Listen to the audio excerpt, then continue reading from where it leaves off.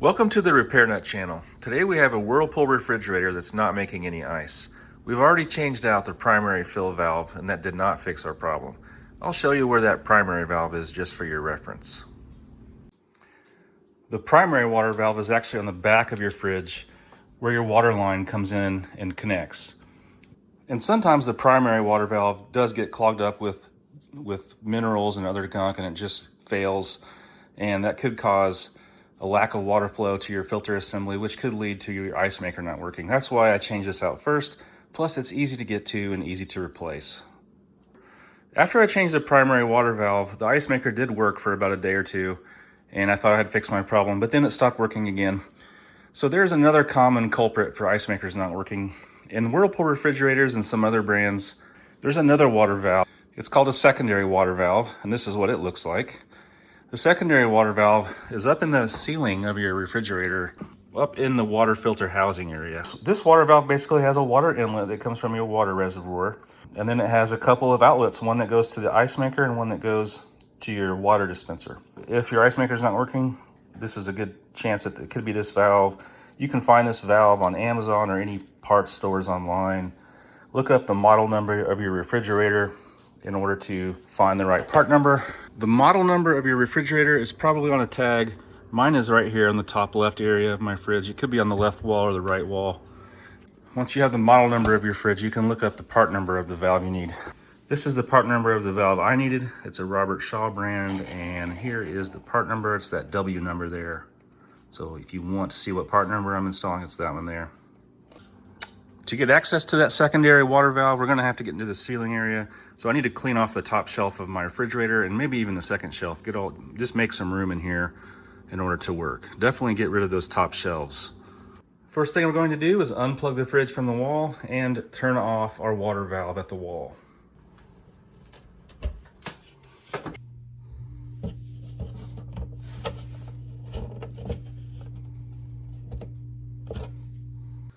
Okay, let's get access up in the ceiling area to where that secondary valve is located.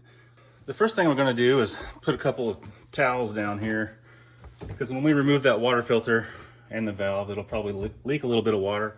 Let's go ahead and remove the water filter like you normally would. To do that, just press on the housing lid. It will come down. Then just kind of press in on it and rotate it counterclockwise, and it'll kind of come out. Now, as it comes out, just pull it out. Some water will spill, that's okay. Now you'll see a couple of bolt holes here. We'll have to remove a bolt. There's one bolt in each of these holes. It's a 1/4 inch socket, so if you have a little socket driver or just a ratchet with a little extension or even a drill, it will probably work. So I have a 1/4 inch socket on here. I'm just gonna remove those screws. It should not be very tight. It's only screwed up into plastic.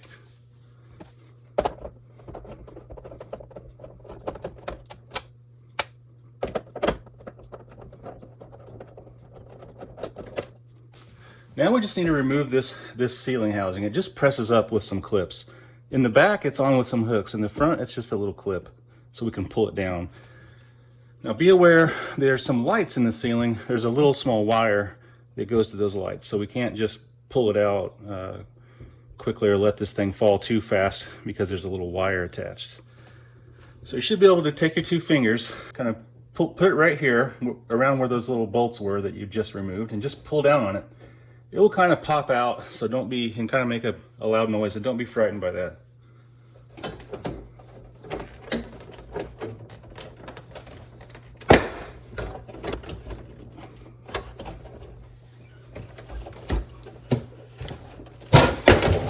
There you go.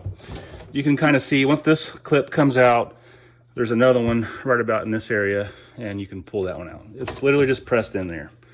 And the back is just in there with these little hooks. Okay, so here's my little wire connection. You can kind of press on the little tab and it'll come out like that. Now you can remove the ceiling panel. Now we can kind of see what's going on in here a little bit better. This is your water reservoir, so when you want to fill up a glass of water, there's some water that stays in here so that it's already cold. And the water reservoir connects right to that secondary water valve. This is the water valve we're going to replace. This is the new one. It's up in here about like this. So now all we have to do is remove these two black clips that help to kind of guide these water tubes into place. So we just have to pry those out with a flat screwdriver. I'm just gonna put a screwdriver on the far side of this and pry away a little bit to release the black clip, and then just pull it down.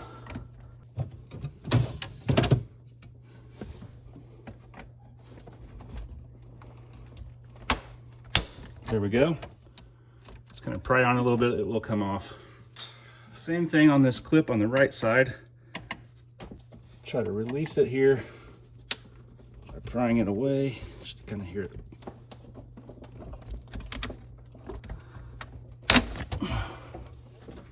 Just kind of pry it off of there. Don't be shy. So once you kind of pry on it, it'll come right off. Now we can see this valve and where it's mounted. We're gonna need to release those water lines next. Let's have a look at our new valve here and just make sure you know how these water connections work. So there's a little plastic collar here that is what holds your water tubes in. So as you press the water tube in, this plastic collar grips it, holds it in place. To release the water valve, we need to press this little collar up. See how they kind of move? So to do that with that water line in place, we're going to take an open-end wrench. This is a 1/2 inch size. Kind of stick it over the water line and just press against that collar, and that collar will then release the tube. Basically, I'm just going to take an open wrench, slide it around that tube, and press in or towards the valve on that collar to make it flush, and then pull the tube out.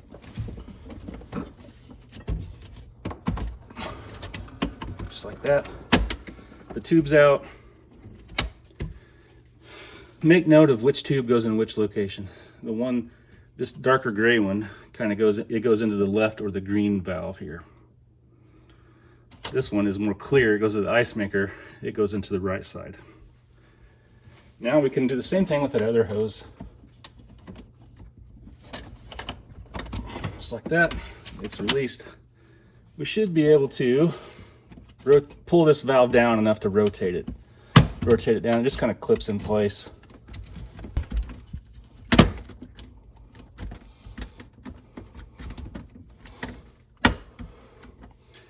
Now we can kind of see there's a wire connection. So we just have to pull these connections off. They literally just pull off. There's no clips or anything. Actually, I'm gonna pull this right one off first. It's easier to get to. There is a little ground wire on this right side. It just clips onto the metal frame of this valve. So just kind of pop that off. You might need a little screwdriver to pop that off. Just like that. Now this left one, just pull it off the same way. You'll notice this right valve connection has a little red clip on it. That's like a safety clip that prevents that collar from being pressed in. It prevents this reservoir from coming undone and leaking everywhere. We'll need to remove that red plastic safety clip. You can get a small screwdriver, put in there, and it just comes right out. It's just a little red safety clip. So keep that for later.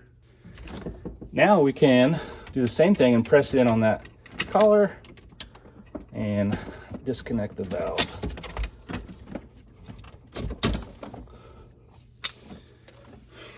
Now have a look at your removed valve, which is this one here, and your new valve. Make sure they're the same part.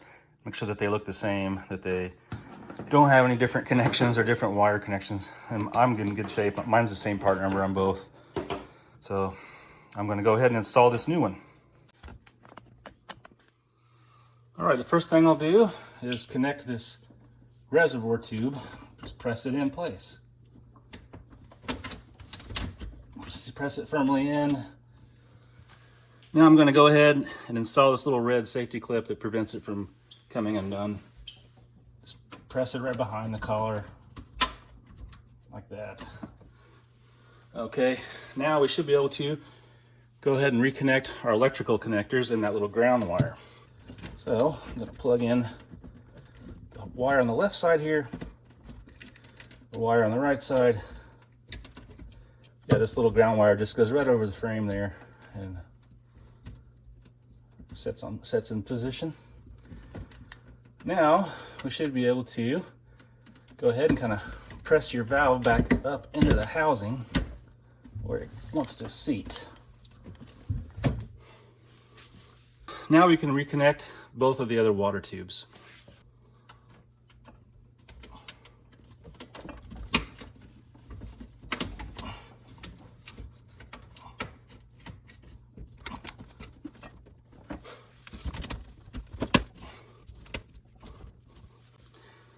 All right, now we can put our little black clips back in place. If you look, there is an arrow on the bottom that points towards the valve.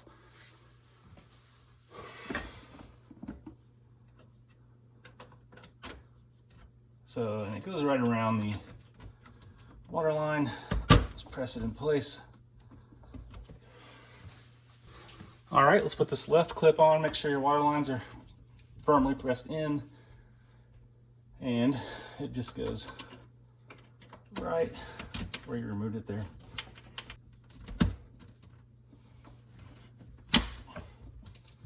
Just like that. All right, we're gonna put this ceiling panel back in position. Have a look at it. You can see the 3 hooks in the back just go in 3 holes back there, 3 little tabs. And you can kind of see where the clips go on the top here. These are the things that we just pulled out. They snap right into place here. So just once those hooks are in position in the back, the whole thing will press into place. Before you do that, make sure not to forget to reconnect your light wire. It's connected. I can now get my hooks fitted back there. There's 3 of them.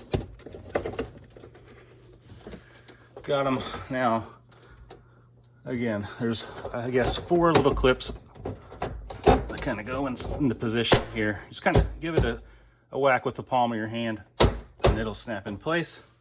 Now we can put those 2 little bolts back in there right next to the filter housing.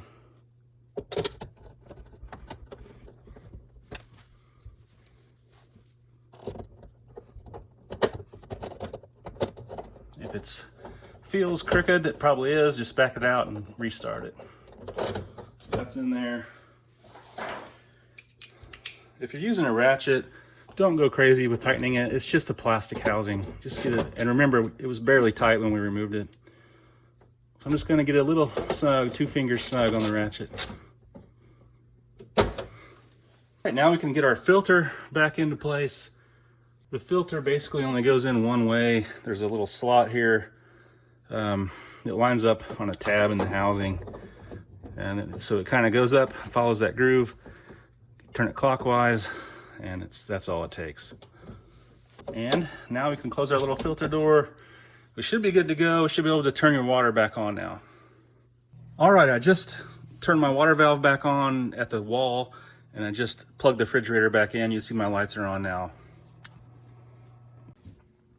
All right, so that was a video showing how to replace a secondary water valve on your Whirlpool or similar refrigerator. It wasn't too bad to get access to that ceiling and do this replacement yourself. I don't think you need to call a repairman out and pay him big bucks to come out and do something like this. Again, you can look up the part number on all kinds of different parts websites. Just have your refrigerator model number handy and you can find the valve that you need. And then you can either order from that website or use that part number and search it on Amazon or any other place, and you can buy it that way if you prefer. All right, we're about 24 hours later now, and I just wanted to show you all that the ice maker is working. It's putting out lots of new ice, and that's what we like to see. Hopefully this video helped you all out and gave you some confidence to tackle this repair yourself, and thanks for tuning in to the Repair Nut channel. Follow for more useful tips and videos.